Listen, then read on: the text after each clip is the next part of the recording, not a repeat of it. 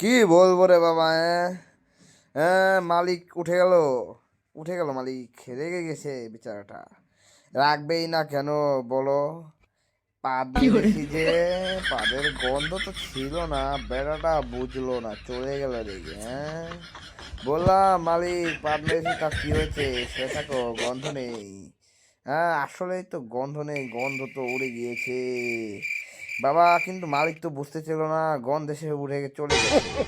এখন আমি শুনতে চাচ্ছি যে সে উঠলোটা কেন? হ্যাঁ, পাত তো মেরেছি ওর দোষেই।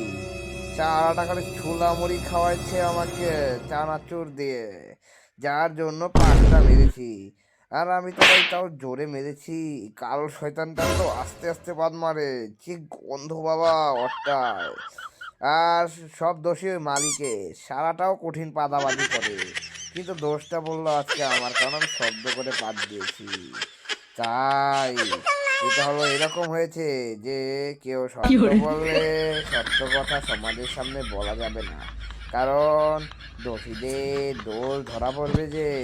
হ্যাঁ, যাই হোক, গেছে শালাটা, ভালো হয়েছে। যা শালা যা, আমাকে অপমান করেছিস তো, তুই নিজেই বাদাবাদি করিস। তোর প্রমাণটা ধরিয়ে দেবো তোর গার্লফ্রেন্ডের কাছে। বাড়া, একবার তোর প্রমাণটা পাই, চপ করে তোর পোটটা মেরে দেবো ভাই ভাই করে, দেখিস বাড়া।